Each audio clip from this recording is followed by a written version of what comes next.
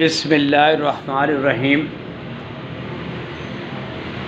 گھر میں تشریف باری و مشغولیات۔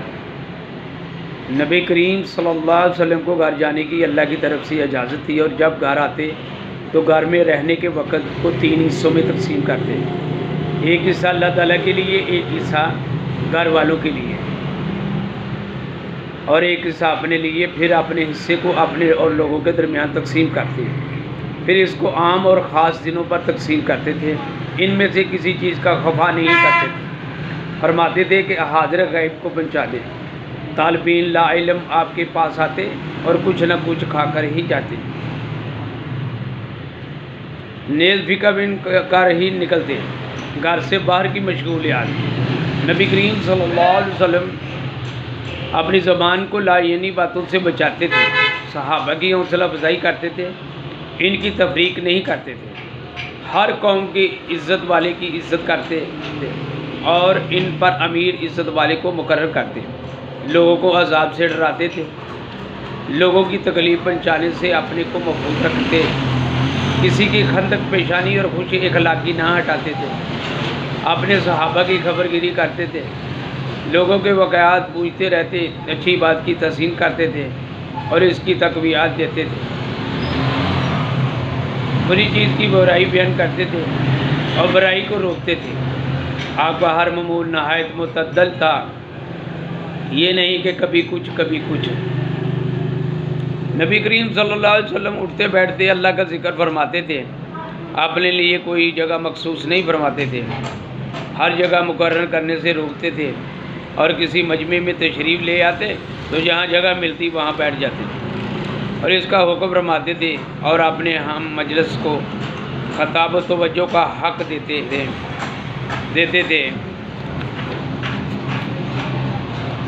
سامنے بیٹھنے والا یہی خیال کرتا تھا کہ آپ کے سامنے اس سے زیادہ عزت والا کوئی نہیں ہے۔ جو کسی ضرورت کے لیے آپ کے پاس آ کر بیٹھتا یا کسی ضرورت میں آپ کو لے کر چلتا تو آپ اس کے ساتھ مقتدر رہتے تھے، جب تک وہ شخص جدا نہ ہوتا آپ جدا نہ ہوتے تھے۔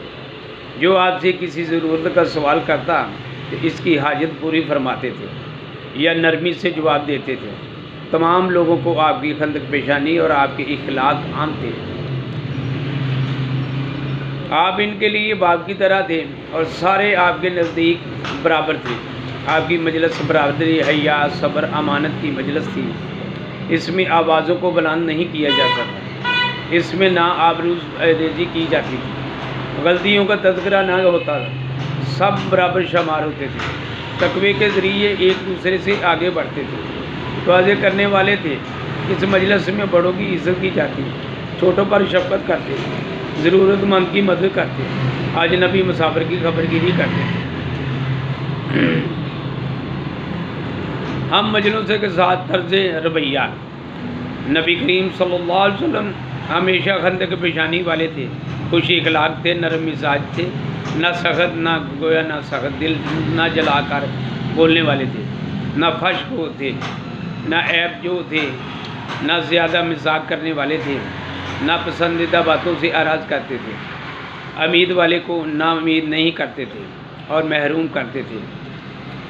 آپ نے اپنی ذات کو 3 چیزوں کے لیے چھوڑ دیا: جھگڑا، زیادہ باتیں کرنا، زود بات، اور لوگوں کو 3 باتوں سے چھوڑ دیا: کسی کی مذمت نہیں کرتے تھے اور کسی کے عیب تلاش نہیں کرتے تھے، اور وہی بات کرتے جس میں ثواب کی امید کرتے تھے۔ جب بات فرماتے تو آپ کے ہم مجلس پر سر جھکا لیتے، گویا ان کے سروں پر پرندے آ کر بیٹھ گئے۔ جب آپ بات فرماتے صحابہ رضی اللہ تعالیٰ عنہ خاموش ہو جاتے، جب آپ خاموش ہو جاتے تو صحابہ رضی اللہ سے بات کرتے تھے، آپ کے پاس جھگڑا نہیں کرتے تھے۔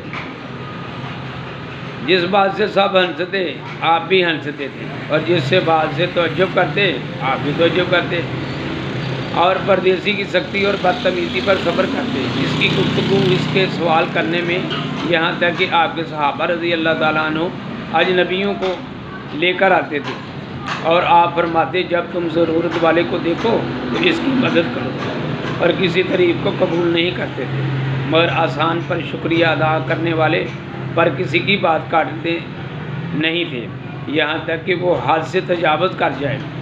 اور خاموشی